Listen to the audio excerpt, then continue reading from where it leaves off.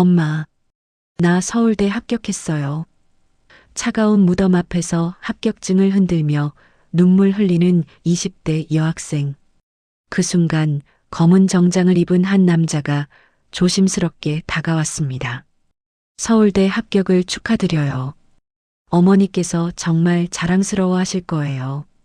당신이 누구시죠? 어떻게 우리 엄마를... 남자가 건넨 명함을 본 순간 여학생의 얼굴이 하얗게 질렸습니다.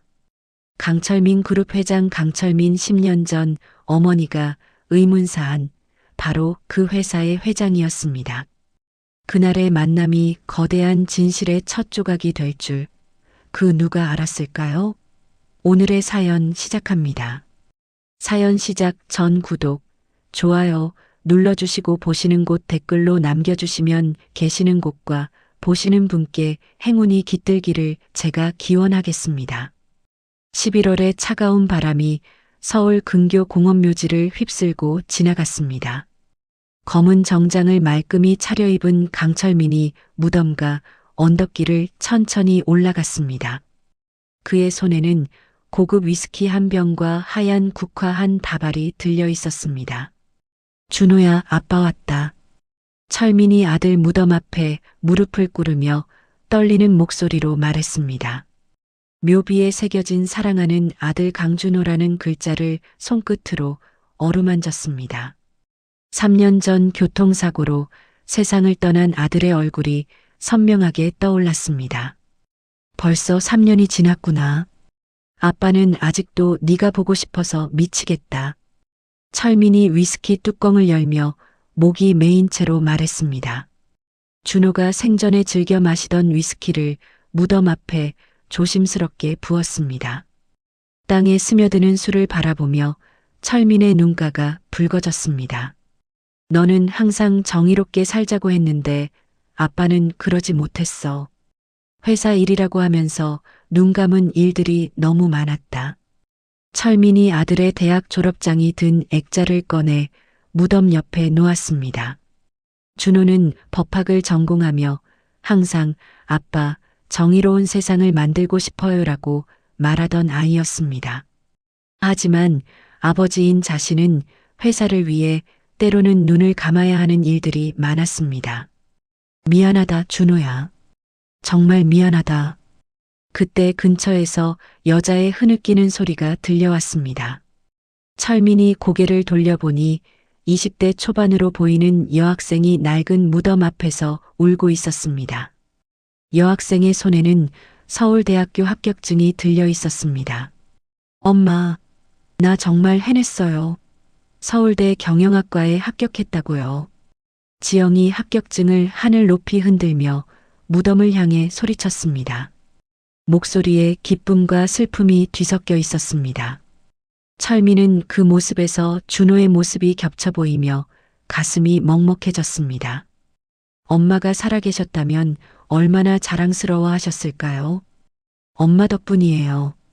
엄마가 나 혼자 두고 가면서도 대학 갈 돈은 꼭꼭 모아두셨잖아요. 지영이 무덤비를 껴안으며 목 놓아 울었습니다. 철민이 주머니에서 손수건을 꺼내 조심스럽게 다가갔습니다. 죄송합니다만 이거 쓰시죠. 철민이 손수건을 내밀며 따뜻하게 말했습니다. 지영이 놀라서 고개를 들었습니다. 눈물로 젖은 얼굴에 경계심이 스며들었습니다. 아니에요, 괜찮습니다. 모르는 분한테 신세질 수는 없어요. 지영이 뒤로 물러서며 단호하게 거절했습니다. 하지만 철민은 손수건을 바닥에 놓고 한 걸음 뒤로 물러섰습니다. 서울대 합격 정말 축하드려요. 어머니께서 하늘에서 얼마나 기뻐하고 계실지 모르겠어요. 철민이 진심이 담긴 목소리로 말했습니다. 지영이 무덤비를 흘끔 바라보며 망설였습니다. 무덤비에는 민수진이라는 이름이 새겨져 있었습니다. 철민의 얼굴이 순간 굳어졌습니다. 민수진이라는 이름에 10년 전 기억이 되살아났습니다. 자신의 회사에서 일하다 의문의 교통사고로 세상을 떠난 직원이었습니다. 혹시 민수진 씨가 따님의 어머니신가요? 철민이 조심스럽게 물었습니다. 지영이 철민을 똑바로 쳐다보며 날카로운 눈빛을 보냈습니다. 어떻게 우리 엄마 이름을 아세요? 대체 누구시죠? 지영이 한 걸음 더 뒤로 물러서며 경계심을 드러내며 물었습니다. 철민이 명함을 천천히 꺼내며 건넸습니다. 제 이름은 강철민이라고 합니다. 강철민 그룹 회장이고 어머님께서 10년 전에 저희 회사에서 일하셨거든요. 지영이 명함을 받아들고는 얼굴이 하얗게 질렸습니다. 어머니가 일했던 회사의 회장이 눈앞에 나타난 것입니다. 어머님은 정말 훌륭한 분이셨어요. 경영기획팀에서 누구보다 일을 잘하셨고 모든 직원들이 존경했던 분이셨습니다. 철민이 진심을 담아 말했습니다. 하지만 지영의 표정은 더욱 차갑게 굳어졌습니다. 그런 말씀은 집어치우세요. 재벌님들이 하는 빈말 따위 듣고 싶지 않아요. 지영이 명함을 바닥에 던지며 쏘아붙였습니다. 그리고 어머니의 무덤을 향해 고개를 숙였습니다. 엄마, 먼저 가볼게요. 곧 다시 올게요. 지영이 무덤에 마지막 인사를 한 후 성큼성큼 걸어갔습니다.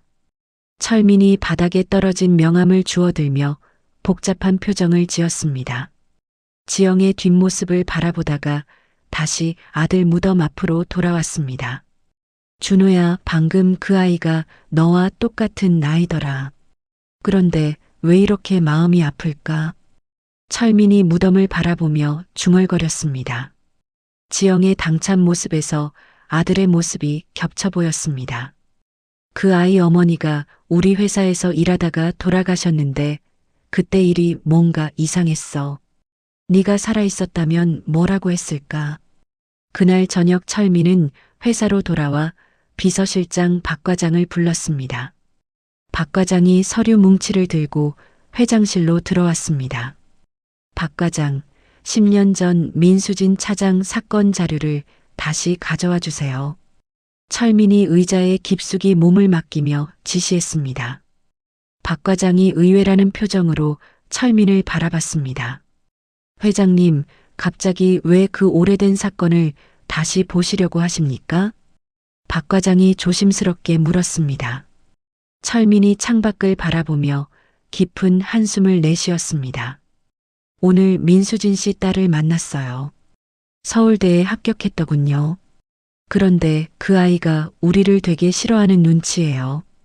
철민이 지영의 차가운 시선을 떠올리며 말했습니다.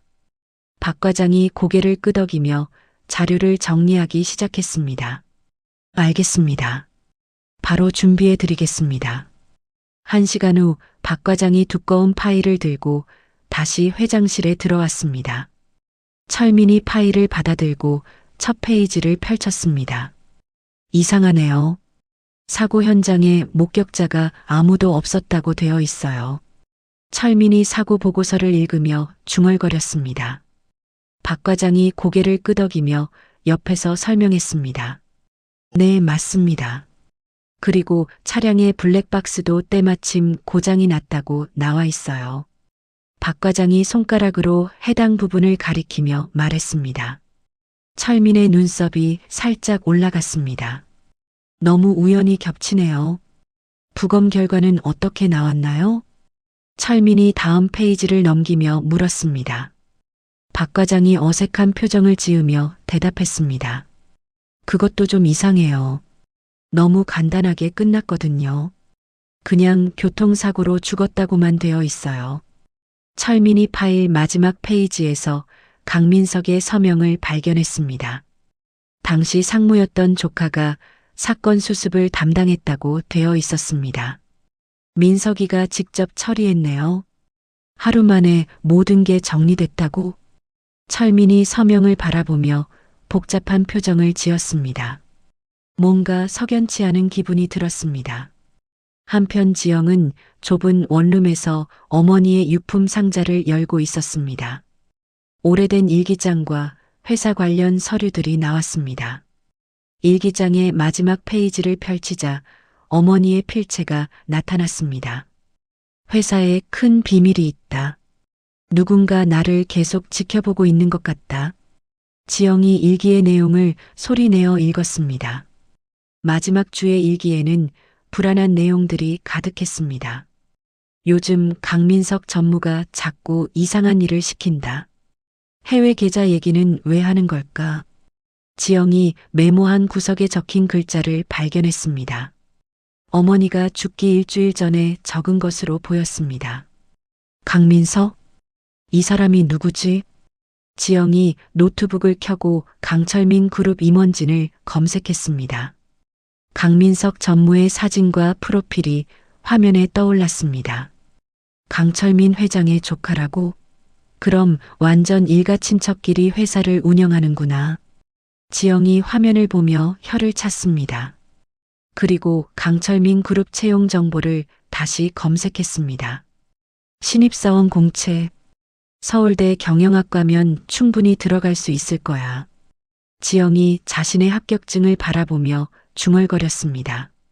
어머니의 죽음에 숨겨진 진실을 밝혀낼 계획이 머릿속에서 구체화되기 시작했습니다. 엄마, 기다려요. 제가 꼭 진실을 밝혀낼게요. 2달 후 강철민 그룹 본사 앞에 검은색 정장을 입은 지영이 서 있었습니다. 높이 솟은 빌딩을 올려다보며 깊은 숨을 들이마셨습니다. 오늘이 신입사원 첫 출근 날이었습니다. 오늘부터 진짜 시작이야. 지영이 주먹을 꽉 쥐며 중얼거렸습니다. 지난 2달간 철저히 준비한 끝에 최종 합격을 받았습니다. 경영기획팀 배정 통보서를 받았을 때 가슴이 뛰었습니다. 철민은 회장실에서 신입사원 명단을 훑어보고 있었습니다. 민지영이라는 이름을 발견하고는 펜을 멈췄습니다. 그 아이가 결국 우리 회사에 들어왔군요. 철민이 박 과장에게 중얼거렸습니다. 박 과장이 고개를 끄덕이며 대답했습니다. 네, 필기시험 1등으로 합격했습니다. 면접 점수도 최고점이었어요. 철민이 명단을 내려놓으며 복잡한 표정을 지었습니다. 지영이 왜 자신의 회사에 들어왔는지 궁금했습니다. 지영은 1층 로비에서 신입사원 오리엔테이션을 기다리고 있었습니다. 같은 기수 신입사원들이 335 모여 이야기하고 있었습니다. 저기 민지영 씨 맞죠? 필기 1등이시라면서요? 옆에 앉은 남자 신입사원이 말을 걸어왔습니다. 지영이 고개를 끄덕이며 간단히 인사했습니다. 안녕하세요. 잘 부탁드려요. 오리엔테이션이 끝난 후 지영은 경영기획팀 사무실로 향했습니다. 10년 전 어머니가 일했던 바로 그곳이었습니다. 사무실 문을 열고 들어서자 낯선 얼굴들이 그녀를 쳐다봤습니다. 어서 오세요. 새로 오신 민지영 씨죠? 40대 남자가 일어나 인사했습니다. 지영이 정중히 고개 숙여 인사했습니다. 안녕하세요. 민지영입니다. 잘 부탁드립니다. 저는 김대리예요. 앞으로 일 가르쳐 드릴 거니까 궁금한 거 있으면 언제든 물어보세요. 김대리가 환하게 웃으며 말했습니다. 지영이 사무실을 둘러보며 어머니가 앉았던 자리를 찾았습니다. 김대리님, 10년 전에 여기서 민수진 차장님이라는 분이 일하셨다고 들었는데 혹시 기억나세요? 지영이 자연스럽게 물어봤습니다. 김대리의 얼굴이 밝아졌습니다. 아, 민수진 차장님. 당연히 기억나죠. 정말 일 잘하시는 분이셨는데 갑자기 사고로 돌아가셔서 모두 깜짝 놀랐어요. 김대리가 아쉬워하며 말했습니다. 지영이 마음을 가라앉히며 계속 물었습니다. 어떤 분이셨어요? 성실하고 똑똑하셨죠. 야근도 자주 하셨고 중요한 일은 항상 개인 사물함에 따로 보관하시더라고요. 정말 책임감 강한 분이셨어요. 김대리가 추억에 잠긴 듯 말했습니다. 지영의 가슴이 뜨거워졌습니다. 한편 강민석 전무는 자신의 사무실에서 인사팀장을 불러들였습니다. 40대 후반의 인사팀장이 조심스럽게 들어왔습니다. 이번 신입사원 중에 민지영이라는 애가 있다던데 그의 신원조회 한번 해봐. 민석이 차가운 목소리로 지시했습니다. 인사팀장이 고개를 끄덕이며 대답했습니다. 알겠습니다. 특별한 이유가 있으십니까? 그냥 확인차 하는 거야. 요즘 경쟁사에서 스파이 보내는 경우도 있다잖아. 민석이 대충 둘러대며 말했습니다. 인사팀장이 나간 후 민석은 컴퓨터로 지영의 이력서를 다시 살펴봤습니다. 몇 시간 후 인사팀장이 다시 민석의 사무실로 들어왔습니다. 손에는 조사 결과 보고서가 들려 있었습니다. 전무님, 민지영의 신원조회 결과입니다. 인사팀장이 보고서를 건네며 말했습니다. 민석이 보고서를 받아들고 첫 페이지를 펼쳤습니다. 어머니가 민수진? 민석의 얼굴이 순간 굳어졌습니다. 10년 전의 악몽 같은 기억이 되살아났습니다. 이 여자가 그 민수진의 딸이라고? 민석이 이를 악물며 중얼거렸습니다. 지영이 왜 이 회사에 들어왔는지 이제 알 것 같았습니다. 인사팀장, 이 일은 절대 비밀로 해. 아무한테도 말하지 마. 민석이 엄한 목소리로 경고했습니다. 인사팀장이 고개를 끄덕이며 나갔습니다. 민석은 즉시 자신의 측근인 황 부장을 불렀습니다. 황 부장이 들어오자 민석이 보고서를 건넸습니다. 이 여자 24시간 감시해. 회사에서 뭘 하는지 다 보고하고. 민석이 지영의 사진을 가리키며 지시했습니다. 황 부장이 사진을 자세히 보며 고개를 끄덕였습니다. 알겠습니다. 그런데 왜 이 여자를 감시해야 하는 겁니까? 황 부장이 조심스럽게 물었습니다. 민석이 창밖을 바라보며 차가운 목소리로 답했습니다. 위험한 여자야. 우리한테 해가 될 수도 있어. 그날 저녁 지영은 야근을 핑계로 사무실에 혼자 남았습니다.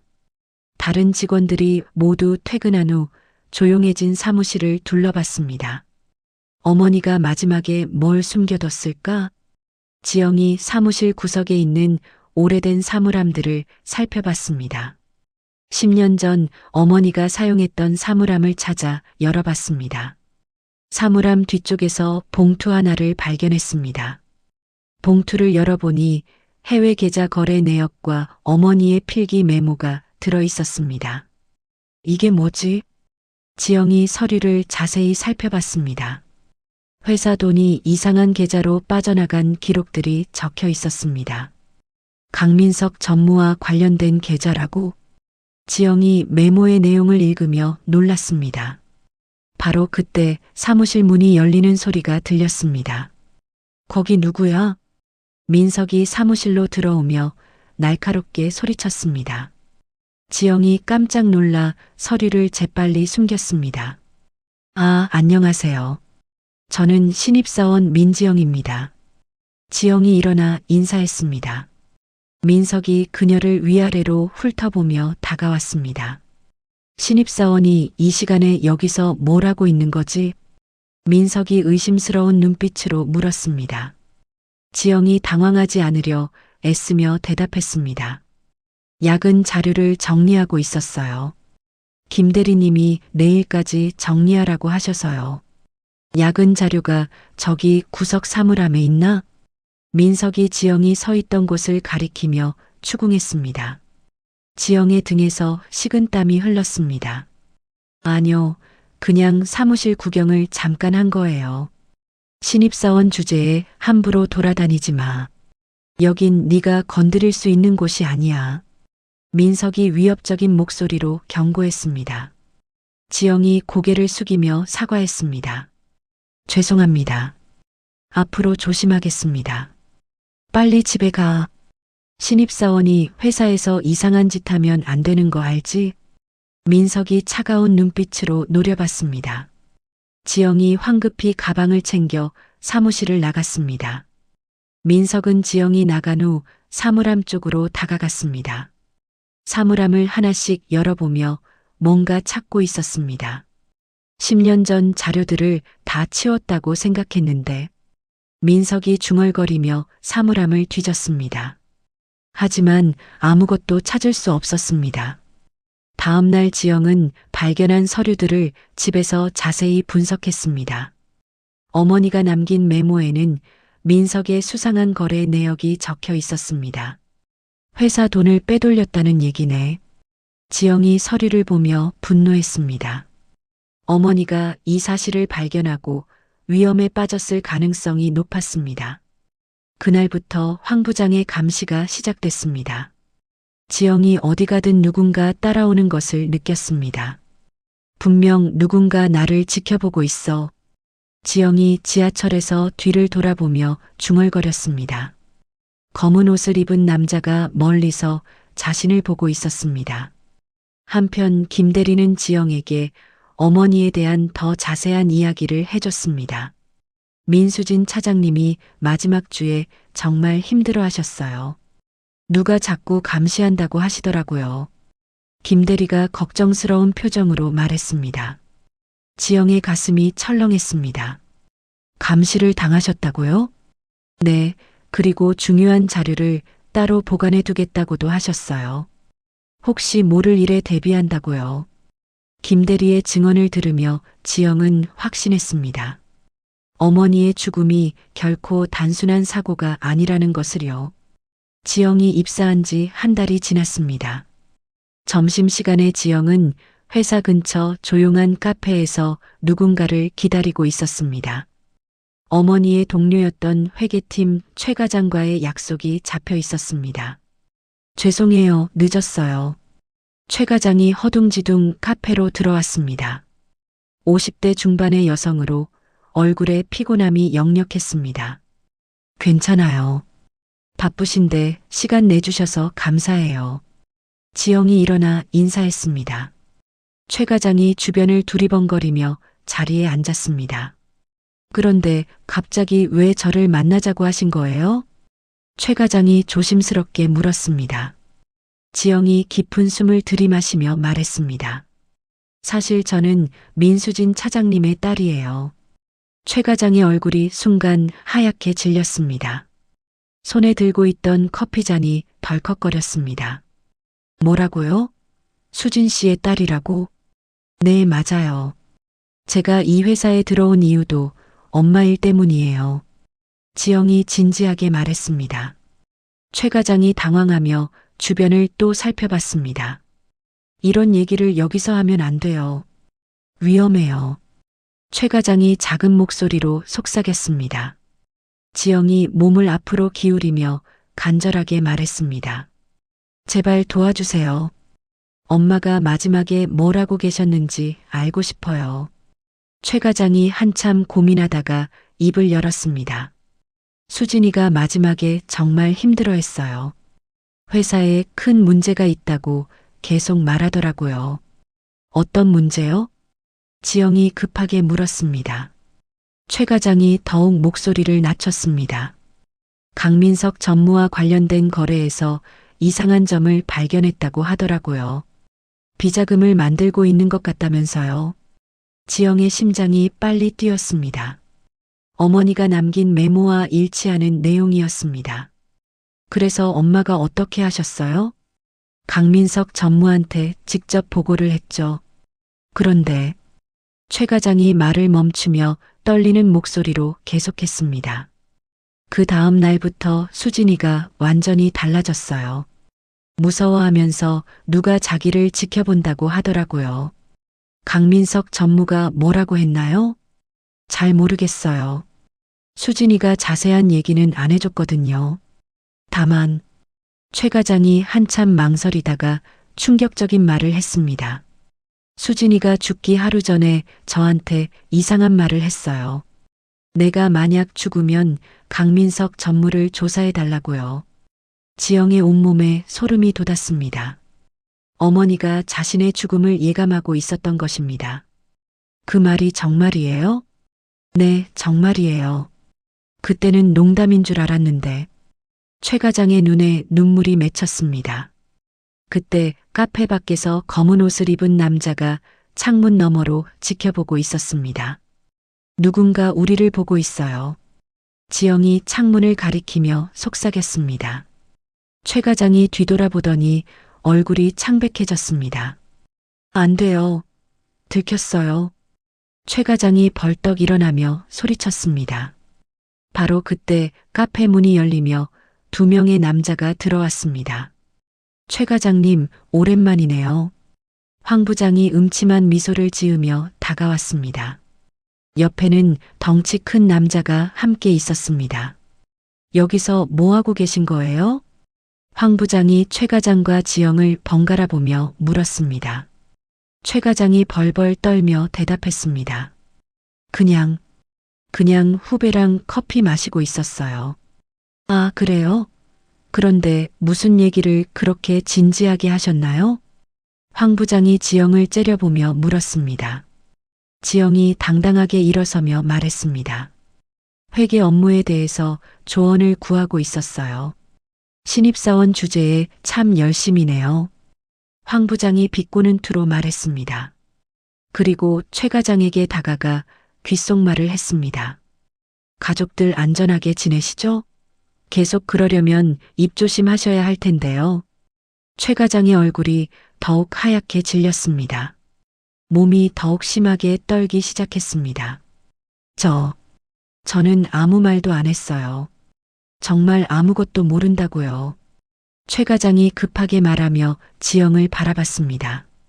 눈빛에는 제발 이해해달라는 애원이 담겨 있었습니다. 아까 한 말은 다 거짓말이에요. 저는 정말 아무것도 몰라요. 최 과장이 지영에게 말했습니다. 지영이 당황하며 최 과장을 바라봤습니다. 과장님, 그게 무슨... 아무것도 모른다니까요.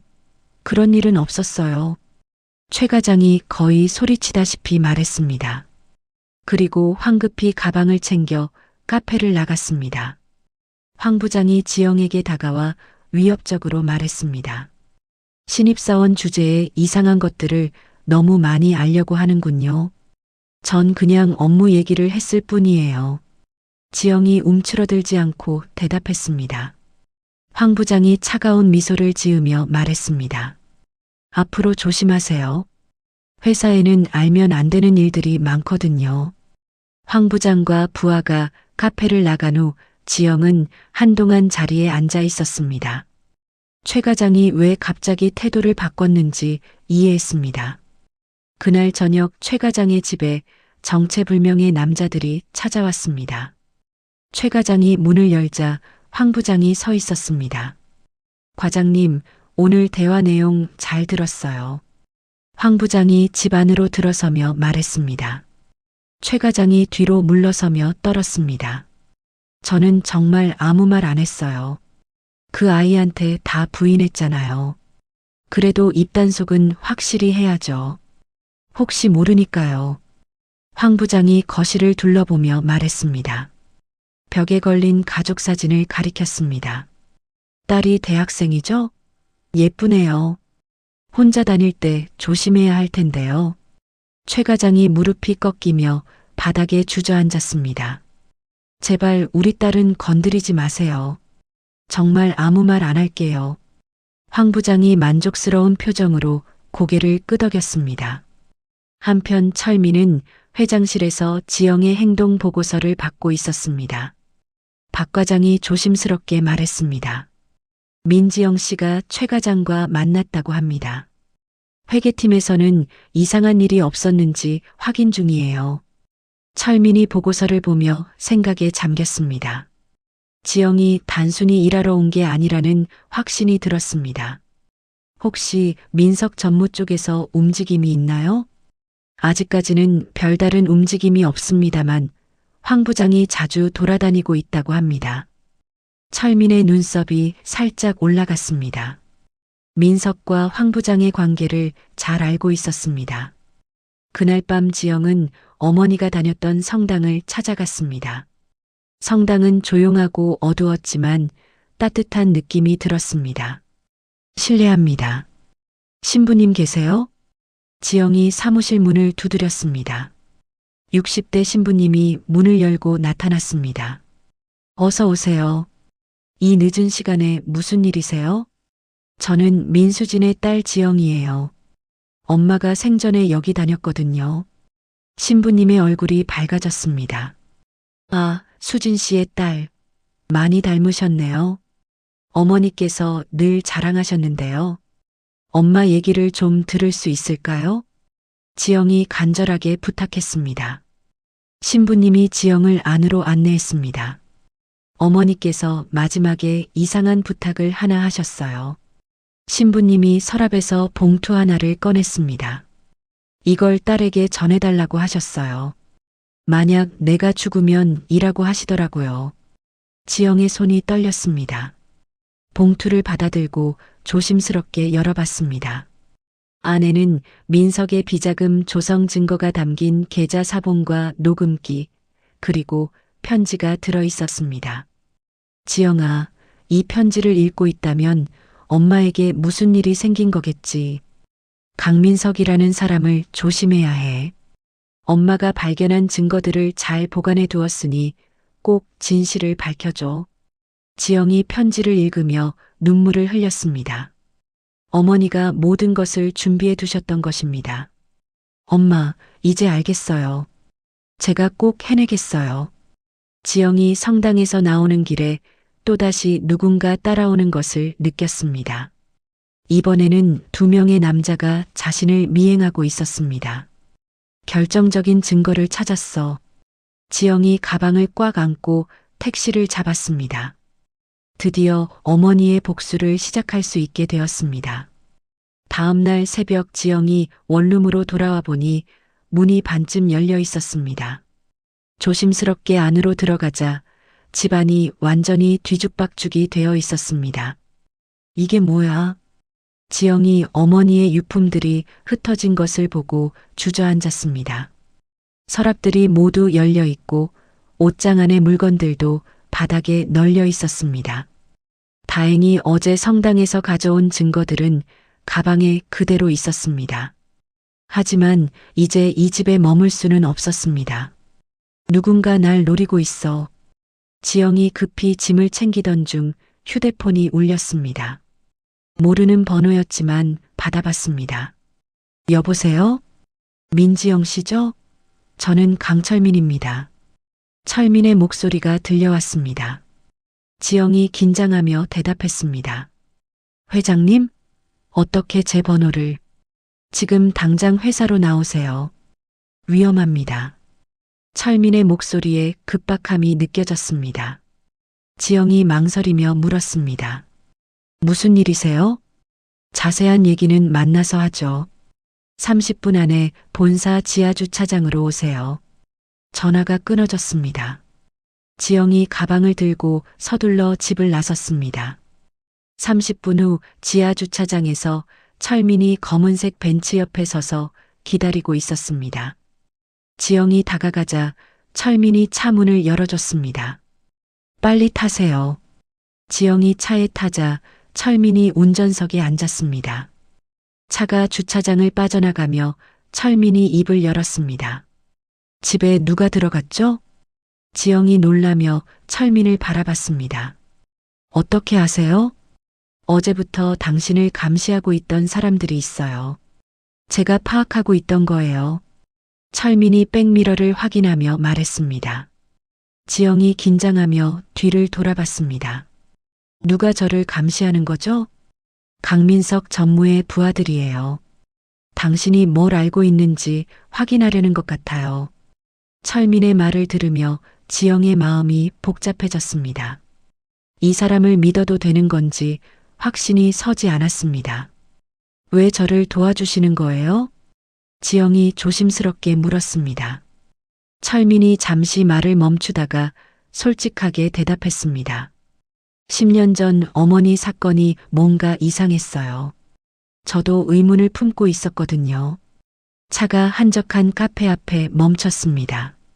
철민이 지영을 카페로 안내했습니다. 구석진 자리에 앉자 철민이 진지하게 말했습니다. 민지영 씨, 정말 왜 우리 회사에 들어왔나요? 지영이 한참 고민하다가 결심한 듯 입을 열었습니다. 엄마의 죽음이 단순한 사고가 아니라고 생각해요. 진실을 밝히고 싶어서 들어간 거예요. 철민이 고개를 끄덕이며 말했습니다. 역시 그렇군요. 저도 그때부터 계속 의심하고 있었어요. 정말요? 지영이 놀라며 물었습니다. 철민이 주머니에서 파일을 꺼내 보여줬습니다. 10년 전 사고 보고서예요. 너무 많은 우연이 겹쳤어요. 목격자도 없고 블랙박스도 고장이고. 지영이 파일을 받아보며 어머니의 사고 현장 사진을 확인했습니다. 눈물이 핑 돌았지만 참았습니다. 그런데 왜 지금까지 아무것도 안 하셨어요? 민석이 제 조카거든요. 확실한 증거 없이는 함부로 의심할 수 없었어요. 철민이 괴로워하며 말했습니다. 지영이 가방에서 어머니가 남긴 편지를 꺼냈습니다. 이거 보세요. 철민이 편지를 읽더니 얼굴이 굳어졌습니다. 이게 정말 어머니가 쓰신 거예요? 네, 성당 신부님이 보관하고 계셨어요. 엄마가 죽기 전에 맡기셨대요. 철민이 편지를 다시 읽으며 한숨을 쉬었습니다. 이제 확실해졌네요. 민석이가. 그때 카페 밖에서 검은색 승용차 2대가 멈춰 섰습니다. 황 부장과 몇 명의 부하들이 내려왔습니다. 저들이 왔어요. 지영이 창밖을 가리키며 소리쳤습니다. 철민이 재빨리 일어나며 지영의 손을 잡았습니다. 뒷문으로 나가요.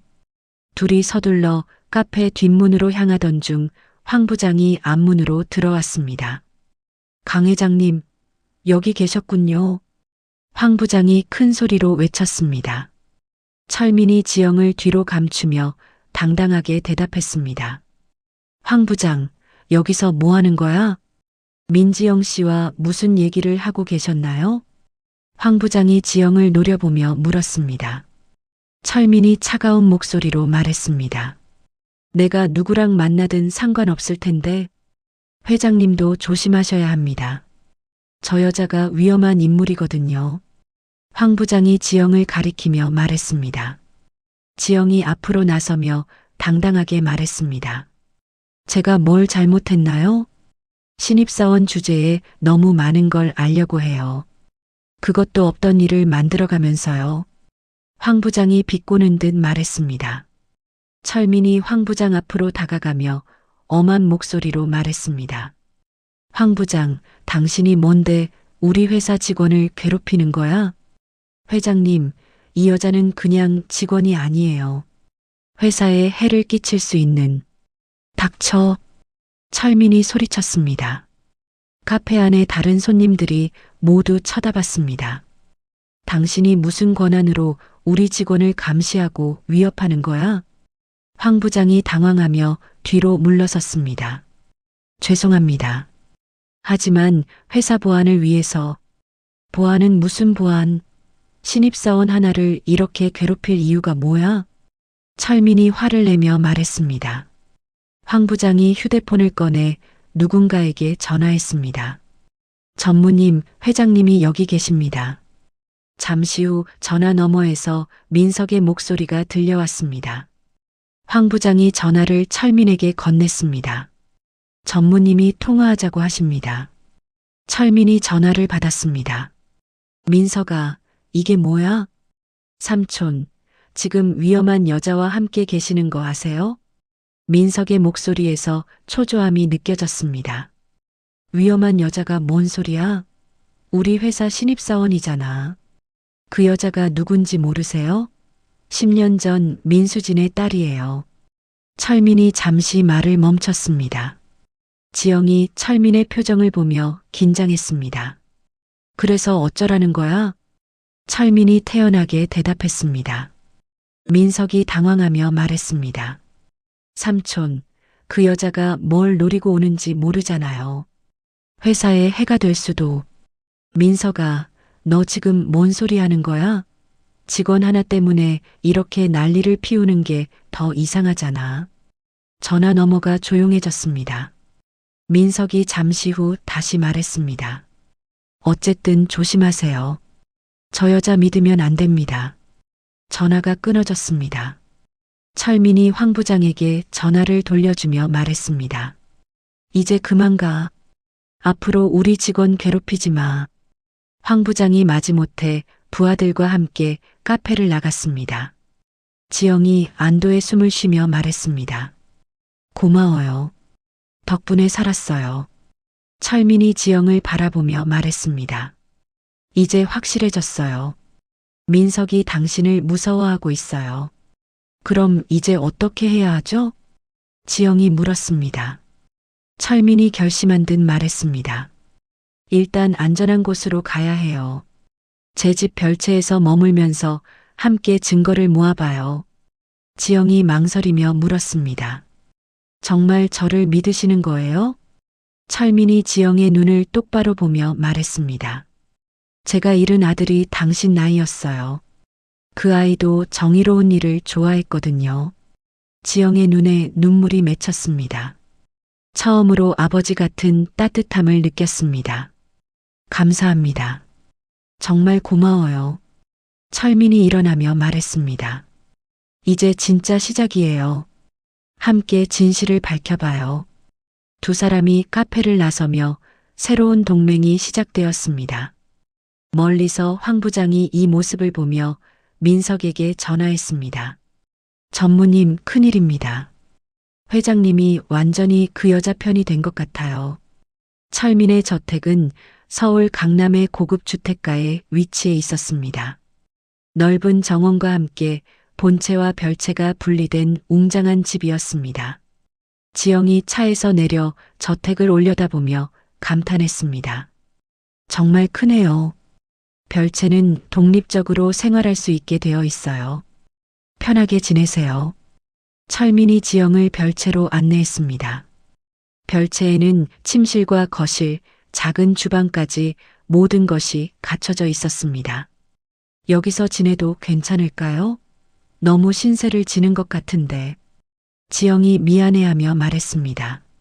철민이 따뜻한 미소를 지으며 대답했습니다. 괜찮아요. 오히려 제가 도움을 받는 거예요. 혼자서는 진실을 밝히기 어려웠거든요. 철민이 지영을 본체로 데려가 자신의 서재를 보여줬습니다. 서재 한쪽 벽에는 준호의 사진들이 걸려 있었습니다. 아들 사진이에요? 지영이 사진들을 바라보며 물었습니다. 철민이 고개를 끄덕이며 쓸쓸하게 말했습니다. 준호라고 해요. 당신과 같은 나이에 세상을 떠났어요. 지영이 준호의 대학 졸업 사진을 보며 말했습니다. 정말 착해 보이시네요. 정의감이 강한 아이였어요. 법학을 전공하면서 늘 아빠, 정의로운 세상을 만들고 싶어요라고 하더라고요. 철민의 목소리에 그리움이 묻어났습니다. 지영이 그런 철민을 보며 가슴이 따뜻해졌습니다. 준호가 살아있었다면 당신처럼 용기 있게 진실을 찾았을 거예요. 철민이 지영을 바라보며 말했습니다. 지영이 고개를 숙이며 조용히 대답했습니다. 제가 그런 용기가 있는지 모르겠어요. 그냥 엄마가 너무 억울해서 그런 거예요. 두 사람은 서재에서 어머니가 남긴 자료들을 함께 검토하기 시작했습니다. 계좌 거래 내역과 녹음 파일, 그리고 메모들을 차례로 살펴봤습니다. 이 계좌 번호들을 추적해 봐야겠어요. 철민이 해외 계좌 정보를 보며 말했습니다. 지영이 녹음기를 켜자 어머니의 목소리가 나왔습니다. 강민석 전무님, 이 거래 내역이 좀 이상한데요. 녹음 파일에서 어머니의 목소리가 들렸습니다. 이어서 민석의 목소리가 나왔습니다. 뭐가 이상하다는 거야? 회사 돈이 개인 계좌로 빠져나가고 있어요. 이건 명백한 횡령 아닌가요? 민석의 목소리가 점점 차가워졌습니다. 민수진 차장, 당신이 알아야 할 일과 모르는 게 좋을 일이 있어. 이 일은 모르는 게 좋을 거야. 하지만 이건 명백한 범죄예요. 이런 일을 덮을 수는 없어요. 어머니의 단호한 목소리가 들렸습니다. 민석이 위협적으로 말했습니다. 민 차장, 가족이 있잖아. 딸도 있고 말이야. 입을 다물고 있는 게 모두를 위해 좋을 거야. 제 딸을 위협하시는 거예요? 위협이 아니라 충고야. 알아서 잘 판단하길 바라. 녹음이 끝나자 지영의 얼굴이 하얗게 질렸습니다. 철민도 충격을 받은 표정으로 지영을 바라봤습니다. 이건 명백한 협박이에요. 철민이 떨리는 목소리로 말했습니다. 지영이 주먹을 꽉 쥐며 말했습니다. 저 사람이 엄마를 죽인 거예요. 확실해요. 철민이 지영의 어깨에 손을 올리며 말했습니다. 진정하세요. 이제 결정적인 증거가 있으니까 경찰에 신고할 수 있어요. 그때 철민의 휴대폰이 울렸습니다. 박 과장에서 온 전화였습니다. 여보세요, 박 과장? 회장님, 큰일입니다. 검찰에서 연락이 왔어요. 박 과장의 목소리가 급했습니다. 검찰에서 10년 전 민수진 차장 사건을 재수사하겠다고 합니다. 익명의 제보가 들어왔다고 하네요. 철민이 지영을 바라보며 말했습니다. 정말요? 누가 제보를 했을까요? 모르겠습니다. 하지만 곧 회사로 조사관들이 올 예정이에요. 전화가 끊어지자 지영이 흥분해서 말했습니다. 드디어 시작됐어요. 이제 진실이 밝혀질 거예요. 철민이 조심스럽게 말했습니다. 하지만 민석이 가만히 있지 않을 거예요. 더욱 조심해야 해요. 그 시각 민석은 자신의 사무실에서 황 부장과 긴급회의를 하고 있었습니다. 검찰 수사가 시작됐다고 민석이 책상을 치며 소리쳤습니다. 황 부장이 고개를 끄덕이며 말했습니다. 네, 10년 전 사건을 다시 조사한다고 합니다. 누가 제보한 거야? 아직 모르겠습니다. 하지만 분명 그 여자와 관련이 있을 거예요. 민석이 창밖을 보며 이를 악물었습니다. 모든 증거를 없애야 해.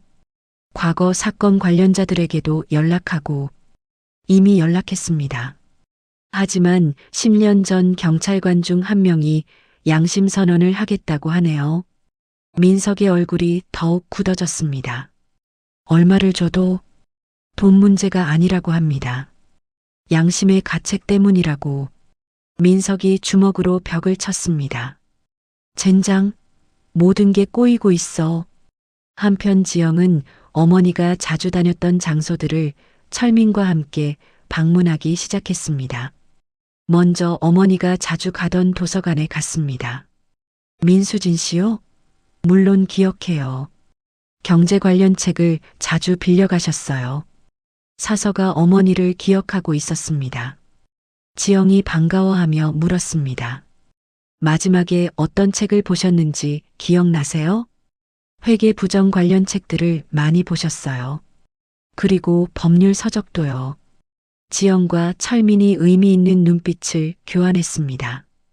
어머니가 민석의 범죄를 파헤치기 위해 공부하고 있었던 것입니다. 다음으로 어머니의 대학 동창인 변호사를 만났습니다. 50대 여성 변호사였습니다. 수진이가 마지막에 법률 상담을 받으러 왔어요. 변호사가 조심스럽게 말했습니다. 지영이 앞으로 몸을 기울이며 물었습니다. 어떤 상담이었나요? 회사 내 횡령 사건을 고발하는 방법에 대해서요. 그리고 변호사가 잠시 망설이다가 계속했습니다. 자신의 신변에 위험이 생길 경우 어떻게 대비해야 하는지도 물어봤어요. 철민이 놀라며 물었습니다. 신변 위험 대비요? 네, 중요한 증거들을 안전하게 보관하는 방법이나 만약 자신에게 사고가 생겼을 때 진실을 밝힐 수 있는 방법들을요. 지영의 눈에 눈물이 맺혔습니다. 어머니가 얼마나 무서웠을지 생각하니 가슴이 아팠습니다. 그래서 뭐라고 조언해 주셨어요? 증거들을 여러 곳에 나눠서 보관하고 신뢰할 수 있는 사람에게 맡기라고 했죠. 그리고 변호사가 서랍에서 봉투 하나를 꺼냈습니다. 이것도 저한테 맡겼어요. 딸에게 전해달라고 하면서요. 지영이 떨리는 손으로 봉투를 받았습니다. 안에는 민석과의 추가 녹음 파일과 해외 계좌 거래 내역 원본이 들어 있었습니다. 엄마가 이렇게까지. 지영이 눈물을 흘리며 말했습니다. 철민이 지영을 위로하며 말했습니다. 어머니가 모든 걸 준비해 주셨어요. 이제 우리가 할 일은 이 증거들로 정의를 실현하는 거예요. 그날 저녁 두 사람은 저택에서 모든 증거들을 정리했습니다. 녹음 파일, 계좌 거래 내역, 증인들의 증언까지 모든 것이 민석의 범죄를 가리키고 있었습니다. 이제 검찰에 정식으로 고발장을 제출해야겠어요. 철민이 말했습니다. 지영이 고개를 끄덕이며 말했습니다. 네, 더 이상 미룰 수 없어요. 그때 지영의 휴대폰에 문자가 왔습니다. 발신자 불명의 협박 문자였습니다. 그만둬라. 더 파헤치면 너도 엄마처럼 될 거다. 지영이 문자를 철민에게 보여줬습니다. 철민의 얼굴이 굳어졌습니다. 이제 정말 위험해졌어요. 경호원을 더 배치해야겠어요. 무섭지 않아요. 엄마를 위해서라면 뭐든지 할 수 있어요. 지영이 단호하게 말했습니다. 철민이 지영의 용기에 감동하며 말했습니다. 준호가 살아있었다면 당신처럼 용감했을 거예요. 두 사람은 서로를 바라보며 진정한 가족 같은 유대감을 느꼈습니다. 어머니의 복수와 정의 실현이라는 공통 목표로 단단히 뭉쳐진 것입니다. 내일 검찰에 가서 정식 고발장을 제출해요. 철민이 말했습니다. 지영이 고개를 끄덕이며 결의에 찬 표정으로 대답했습니다. 네, 드디어 진실을 세상에 알릴 때가 왔어요. 다음 날 아침 철민과 지영은 서울중앙지방검찰청으로 향했습니다. 두 사람의 손에는 민석의 범죄를 입증할 모든 증거들이 들어 있었습니다. 지영이 검찰청 건물을 올려다보며 깊은 숨을 들이마셨습니다. 드디어 여기까지 왔네요. 지영이 떨리는 목소리로 말했습니다. 철민이 지영의 어깨에 손을 올리며 격려했습니다. 어머니가 하늘에서 지켜보고 계실 거예요. 검찰 수사관들은 두 사람이 가져온 증거들을 꼼꼼히 검토했습니다. 녹음 파일을 들은 수사관의 얼굴이 심각해졌습니다. 이건 명백한 협박이군요. 살인 교사 혐의도 충분히 성립할 것 같습니다. 김 검사가 파일을 정리하며 말했습니다. 지영이 앞으로 몸을 기울이며 간절하게 말했습니다. 꼭 진실을 밝혀주세요. 엄마가 너무 억울해요. 걱정 마세요. 증거가 확실하니까 수사를 진행하겠습니다. 김 검사가 확신에 찬 목소리로 대답했습니다. 검찰청에서 나온 후 철민은 기자회견을 열기로 결정했습니다. 박 과장에게 전화를 걸어 준비를 지시했습니다. 오늘 오후 3시에 긴급 기자회견을 열어주세요. 회장님, 무슨 발표를 하시려는 건가요? 박 과장이 조심스럽게 물었습니다. 철민이 단호한 목소리로 대답했습니다. 10년 전 민수진 차장 사건의 진실을 공개하겠어요. 박 과장이 깜짝 놀라며 말했습니다. 그런 중요한 일을 갑자기. 더 이상 숨길 수 없어요. 진실은 반드시 밝혀져야 합니다. 한편 민석은 검찰 수사 소식을 듣고 완전히 패닉 상태에 빠졌습니다. 황 부장을 급히 불러 대책 회의를 했습니다. 검찰에서 정식 수사에 들어갔다고? 민석이 책상 위의 서류들을 바닥에 집어던지며 소리쳤습니다. 황 부장이 고개를 끄덕이며 대답했습니다. 네, 강 회장과 그 여자가 직접 고발장을 제출했습니다. 이런 젠장, 모든 게 끝났어. 민석이 의자에 주저앉으며 머리를 감쌌습니다. 황 부장이 조심스럽게 말했습니다. 아직 포기하기 이르지 않습니까?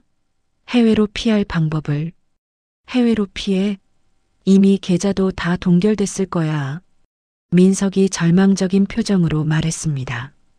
그때 민석의 휴대폰에 철민의 기자회견 소식이 뉴스로 떴습니다. 기자회견까지 연다고? 완전히 끝장이네. 오후 3시 강철민 그룹 본사 대회의실에 수많은 기자들이 몰려들었습니다. 철민이 단상에 올라서자 카메라 플래시가 터져 나왔습니다. 지영도 증언자로 참석하기 위해 옆자리에 앉았습니다.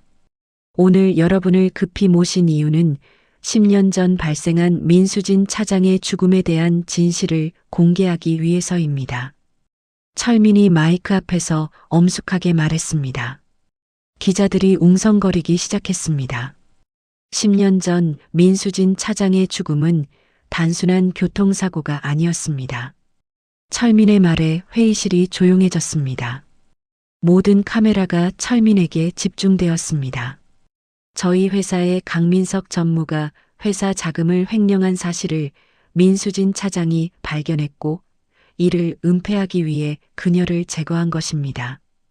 기자들 사이에서 충격적인 탄성이 터져 나왔습니다. 카메라 플래시가 더욱 빠르게 터졌습니다. 증거는 모두 검찰에 제출했으며 현재 정식 수사가 진행 중입니다. 한 기자가 손을 들고 질문했습니다. 회장님, 강민석 전무는 회장님의 조카가 아닙니까? 가족을 고발하시는 이유가 뭔가요? 철민이 잠시 생각하다가 단호하게 대답했습니다. 가족보다 정의가 우선입니다. 잘못된 것은 반드시 바로잡아야 합니다. 또 다른 기자가 질문했습니다. 그럼 10년 동안 이 사실을 몰랐다는 말씀인가요? 의심은 있었지만 확실한 증거가 없었습니다. 하지만 이번에 결정적인 증거가 발견되었고 더 이상 침묵할 수 없었습니다. 지영이 마이크 앞으로 나섰습니다. 떨리는 목소리로 증언을 시작했습니다. 저는 민수진 차장의 딸 민지영입니다. 기자들이 더욱 관심을 기울였습니다. 지영이 계속해서 말했습니다. 엄마는 죽기 전 강민석 전무의 횡령 사실을 발견했습니다. 그리고 그 증거들을 남겨두셨어요. 지영이 어머니의 편지를 꺼내 읽었습니다. 엄마가 마지막에 남긴 말입니다. 지영아, 강민석을 조심해야 해. 엄마가 발견한 증거들을 잘 보관해 두었으니 꼭 진실을 밝혀줘. 지영의 목소리가 떨렸지만 끝까지 또렷하게 말했습니다. 기자들이 감동적인 표정으로 지영을 바라봤습니다. 한 기자가 질문했습니다. 그럼 복수를 위해 회사에 입사하신 건가요? 복수가 아니라 정의를 위해서입니다. 엄마의 억울함을 풀어드리고 싶었어요. 지영이 눈물을 글썽이며 대답했습니다. 기자회견이 끝나자마자 뉴스가 실시간으로 보도되기 시작했습니다. 강철민 그룹 회장, 조카 살인 혐의 고발 10년 전 의문사, 계획적 살인이었다. 온 나라가 이 충격적인 뉴스에 들썩였습니다. SNS에서는 철민과 지영을 응원하는 댓글들이 쏟아졌습니다. 정말 용기 있는 회장님이다. 딸도 정말 대단하다. 진실은 반드시 밝혀져야 한다. 기자회견 직후 검찰이 민석을 긴급 체포했습니다.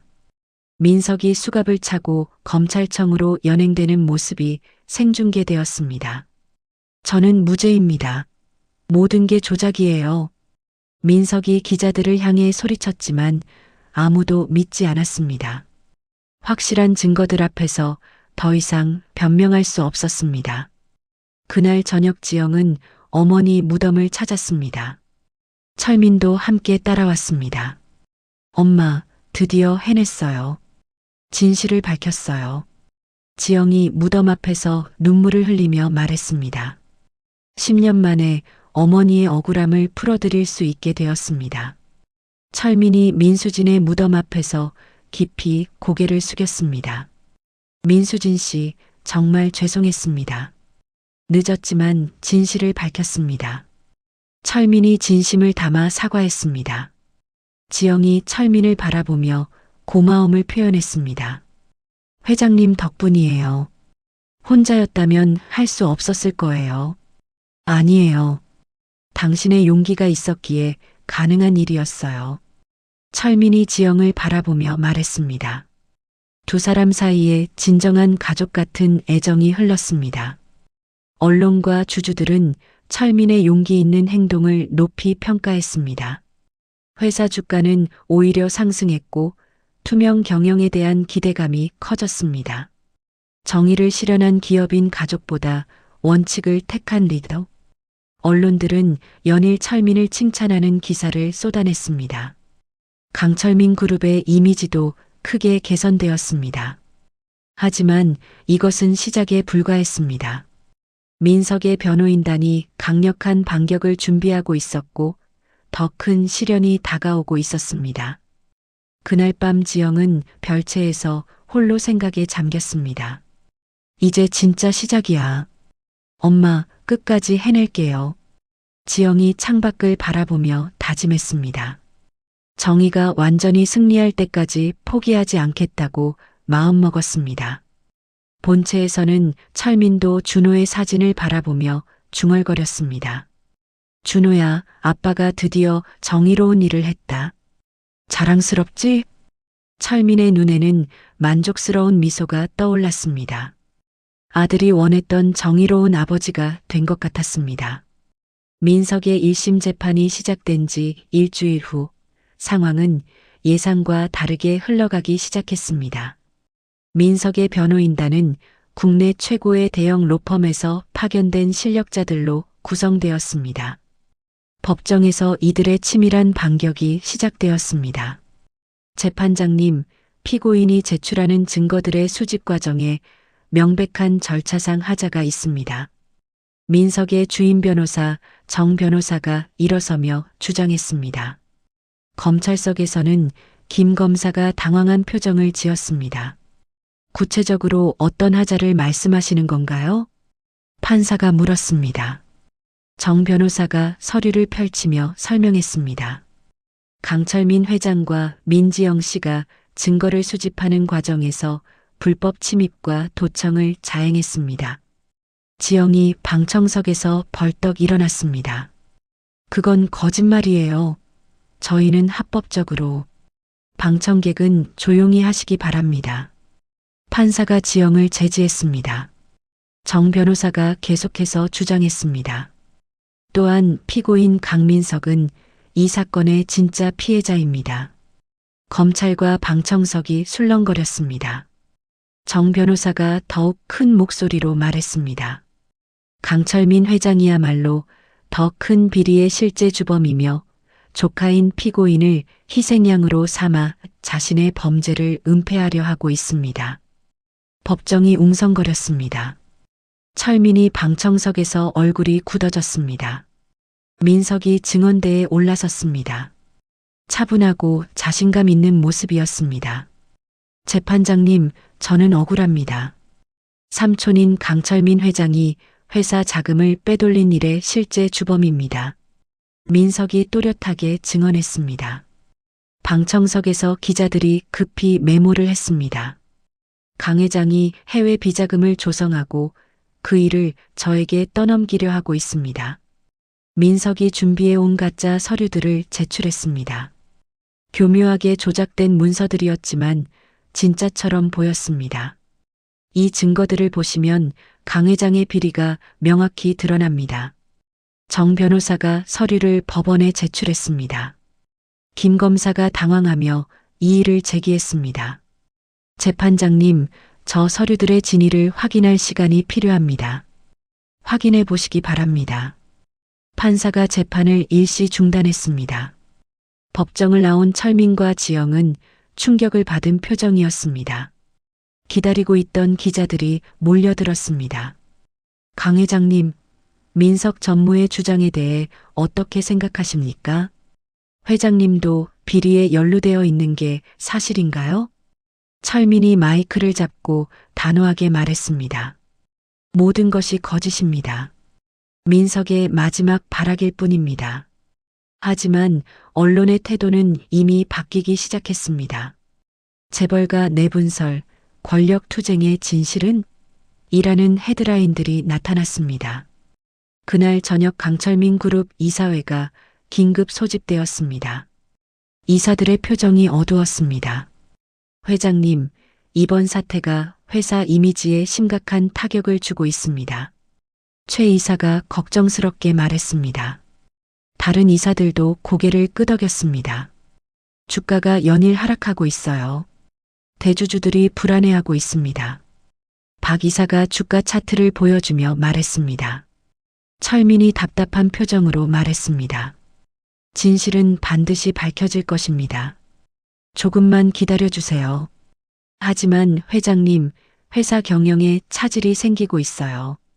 이사들 사이에서 철민의 사임을 요구하는 목소리가 나오기 시작했습니다. 며칠 후 지영에게 더 큰 충격이 찾아왔습니다. 재판 과정에서 받은 극심한 스트레스로 쓰러져 병원에 실려갔습니다. 과로와 정신적 충격으로 인한 급성 스트레스 장애입니다. 담당 의사가 철민에게 설명했습니다. 철민이 병실 침대에 누운 지영을 바라보며 자책했습니다. 제가 너무 무리를 시킨 것 같습니다. 환자에게는 안정과 휴식이 가장 중요합니다. 스트레스를 받지 않도록 해주세요. 의사가 조언했습니다. 지영이 약한 목소리로 말했습니다. 괜찮아요. 조금 쉬면 나을 거예요. 미안해요. 쟤 때문에 이런 일이. 철민이 미안해하자 지영이 고개를 저었습니다. 회장님 잘못이 아니에요. 제가 너무 무리했나 봐요. 언론에서는 지영의 입원 소식을 크게 다뤘습니다. 재벌과 권력 다툼의 희생양, 순진한 여대생의 비극이라는 제목들이 나왔습니다. 여론이 점점 철민과 지영에게 불리하게 돌아갔습니다. 민석의 변호인단이 치밀하게 여론전을 펼치고 있었습니다. 철민의 여동생 강미숙도 언론 인터뷰에 나섰습니다. 50대 후반의 그녀는 평소 철민과 사이가 좋지 않았습니다. 오빠가 너무 나갔어요. 가족까지 이용해서 권력을 유지하려 한다니. 미숙이 방송에서 철민을 비난했습니다. 철민이 TV를 보며 충격을 받았습니다. 가족마저 등을 돌리는군. 철민이 혼자 중얼거렸습니다. 박 과장이 걱정스럽게 바라봤습니다. 지영은 병상에서도 자신 때문에 철민이 위기에 처했다는 죄책감에 시달렸습니다. 회장님, 이제 그만해요. 저 때문에 너무 많은 걸 잃으셨어요. 지영이 눈물을 흘리며 말했습니다. 철민이 지영의 손을 잡으며 말했습니다. 포기하지 마세요. 진실은 반드시 승리합니다. 하지만 저 때문에 회사도 위험해지고 회사보다 정의가 더 중요해요. 준호가 살아있었다면 똑같이 했을 거예요. 철민이 준호의 사진을 보여주며 말했습니다. 한편 민석의 변호인단은 더욱 치밀한 공작을 펼쳤습니다. 과거 사건 관련자들을 매수하여 거짓 증언을 하도록 했습니다. 10년 전 사고는 정말 단순한 교통사고였습니다. 당시 사고를 처리했던 경찰관이 법정에서 거짓 증언을 했습니다. 민석 측에서 거액을 받고 매수된 것이었습니다. 강민석 전무는 사건 수습을 도와준 것뿐입니다. 가짜 증인들이 줄줄이 나와서 민석을 옹호했습니다. 검찰이 당황하며 대응에 어려움을 겪었습니다. 재판이 민석에게 유리하게 흘러가면서 주주들의 불안이 커졌습니다. 대주주들이 철민의 사임을 공식 요구하는 성명을 발표했습니다. 강철민 회장의 즉각적인 사임을 요구한다. 주주들의 성명서가 언론에 공개되었습니다. 철민의 입지가 점점 좁아졌습니다. 병상의 지영이 뉴스를 보며 절망했습니다. 다 제 잘못이에요. 처음부터 시작하지 말았어야 했어요. 지영이 자책하며 울었습니다. 철민이 병실에 와서 지영을 위로했습니다. 포기하면 안 돼요. 어머니의 억울함이 그대로 묻힌다고요. 하지만 이렇게까지 해서 준호가 하늘에서 우리를 지켜보고 있어요. 포기하면 준호에게 부끄러워요. 철민이 아들의 사진을 꺼내 보여줬습니다. 지영이 사진을 보며 다시 마음을 다잡았습니다. 정말 끝까지 하실 거예요? 물론이에요. 진실이 밝혀질 때까지요. 철민이 확신에 찬 목소리로 대답했습니다. 지영이 고개를 끄덕이며 말했습니다. 그럼 저도 포기하지 않겠어요. 엄마를 위해서요. 두 사람이 서로를 바라보며 다시 한번 각오를 다졌습니다. 절망적인 상황에서도 포기하지 않겠다는 의지를 불태웠습니다. 그때 병실 문이 열리며 예상치 못한 사람이 들어왔습니다. 10년 전 민수진과 함께 일했던 이상무 전 팀장이었습니다. 지영 씨, 철민 회장님, 이상무가 떨리는 목소리로 말했습니다. 두 사람이 놀라서 바라봤습니다. 저는 더 이상 침묵할 수 없어서 왔습니다. 이상무의 등장으로 상황이 다시 한번 급반전될 조짐이 보였습니다. 이상무가 병실 문을 조심스럽게 닫고 안으로 들어왔습니다. 50대 중반의 그는 수척한 얼굴에 깊은 고뇌의 흔적이 역력했습니다. 지영이 침대에서 몸을 일으키며 그를 바라봤습니다. 이상무 팀장님이시죠? 엄마랑 같이 일하셨던. 맞아요. 민수진 차장과 함께 일했던 이상무입니다. 이상무가 고개를 끄덕이며 말했습니다. 철민이 일어서며 의아해했습니다. 갑자기 여기 오신 이유가. 이상무가 깊은 한숨을 쉬며 입을 열었습니다. 10년간 양심의 가책에 시달려왔습니다. 더 이상 침묵할 수 없어요. 지영과 철민이 긴장한 표정으로 그를 바라봤습니다. 이상무가 떨리는 목소리로 고백을 시작했습니다. 강민석 전무가 저를 협박해서 거짓말을 하게 만들었어요. 협박이요? 지영이 놀라며 물었습니다. 이상무가 고개를 끄덕이며 계속 말했습니다. 10년 전 민수진 차장이 발견한 비리를 덮기 위해서였어요. 민석 전무가 저를 불러서. 이상무가 당시를 회상하며 말했습니다. 가족의 안전을 보장할 수 없다고 직접 위협했어요. 그래서 어쩔 수 없이 입을 다물었던 겁니다. 철민이 의자에 앉으며 충격을 받았습니다. 그런 일이 있었다니. 그뿐만 아니라 녹음도 있어요. 이상무가 주머니에서 오래된 녹음기를 꺼냈습니다. 지영이 눈을 크게 뜨며 물었습니다. 녹음이요? 민석 전무가 저를 협박할 때 몰래 녹음한 거예요. 혹시 모를 일에 대비해서요. 이상무가 녹음기를 켰습니다. 10년 전 민석의 목소리가 선명하게 들려왔습니다. 이상무 팀장, 민수진 일은 그냥 묻어두는 게 좋을 거야. 하지만 전무님, 이건 명백한 범죄 아닙니까? 범죄라니 무슨 소리야. 그냥 회사 내부 일이잖아. 민석의 목소리가 점점 위협적으로 변했습니다. 팀장님도 가족이 있으시잖아요. 아이들도 학교 다니고. 뭔 일이 생기면 안 되는데. 그게 무슨 뜻이죠? 별 뜻 없어요. 그냥 조심하라는 얘기죠. 입조심도 하고요. 녹음이 끝나자 병실이 조용해졌습니다. 지영의 눈에 눈물이 맺혔습니다. 이런 결정적인 증거가 있었다니. 철민이 감격스러워하며 말했습니다. 이상무가 고개를 숙이며 말했습니다.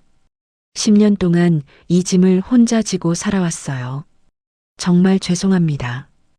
왜 이제서야 나오신 거예요? 지영이 조심스럽게 물었습니다. 이상무가 눈물을 닦으며 대답했습니다. 재판에서 민석이 거짓말하는 걸 보니까 더 이상 참을 수가 없었어요. 이상무가 주머니에서 또 다른 서류를 꺼냈습니다. 이것도 드릴게요. 당시 민석 전무의 실제 계좌 거래 내역이에요. 서류를 본 철민이 놀랐습니다. 이건 어떻게 구하신 건가요? 제가 당시 회계팀장이었거든요. 모든 거래 내역을 보관하고 있었어요. 이상무의 증언과 증거로 상황이 완전히 뒤바뀌었습니다. 철민이 급히 검찰에 연락했습니다. 김 검사님, 새로운 증인과 증거가 나타났습니다. 다음 날 이상무가 검찰청으로 출두했습니다. 그의 증언은 민석의 모든 거짓말을 무너뜨렸습니다. 민석 전무가 직접 저를 위협했습니다. 가족을 해치겠다고요. 김 검사가 녹음 파일을 들으며 고개를 끄덕였습니다. 이것은 명백한 증거인멸교사와 위증교사 행위군요. 이상무의 용기 있는 증언에 힘입어 다른 증인들도 나타나기 시작했습니다. 10년 전 민석에게 협박받았던 직원들이 하나둘씩 진실을 말하기 시작했습니다. 최 과장도 다시 용기를 냈습니다. 저도 민석 전무에게 협박을 받았어요. 가족을 건드리겠다고 했거든요. 연쇄적으로 증인들이 나타나면서 민석의 범죄가 더욱 명확해졌습니다. 재판이 재개되자 민석의 변호인단은 당황했습니다. 새로운 증거들 앞에서 더 이상 변명할 수 없었습니다.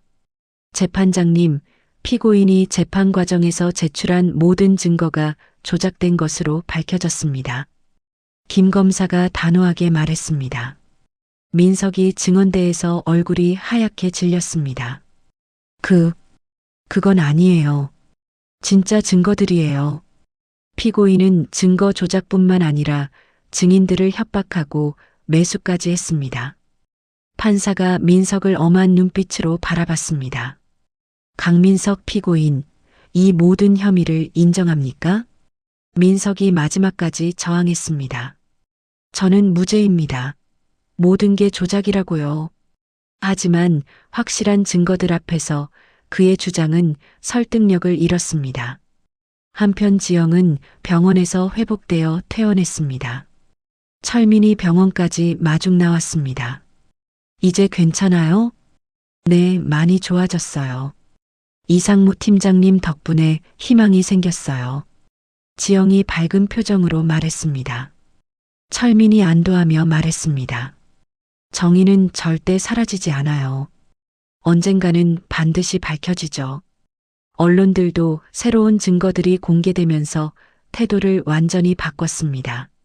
진실을 밝혀낸 용기 있는 기업인 정의가 승리했다. 연일 철민과 지영을 칭찬하는 기사들이 쏟아졌습니다. 주주들과 이사회도 철민의 경영 복귀를 만장일치로 지지했습니다. 회사 주가도 다시 상승하기 시작했습니다. 마침내 1심 판결이 내려졌습니다. 법정에는 수많은 기자들과 시민들이 몰렸습니다. 피고인 강민석에게 살인죄와 증거인멸죄, 위증교사죄로 무기징역을 선고한다. 판사의 선고가 떨어지자 방청석에서 박수가 터져나왔습니다. 지영이 눈물을 흘리며 철민의 손을 잡았습니다. 드디어 해냈어요. 어머니가 하늘에서 기뻐하고 계실 거예요. 철민이 지영을 위로하며 말했습니다. 판사가 판결 이유를 설명했습니다. 피고인의 범죄는 개인적 욕심을 위해 무고한 생명을 빼앗은 극악무도한 행위입니다.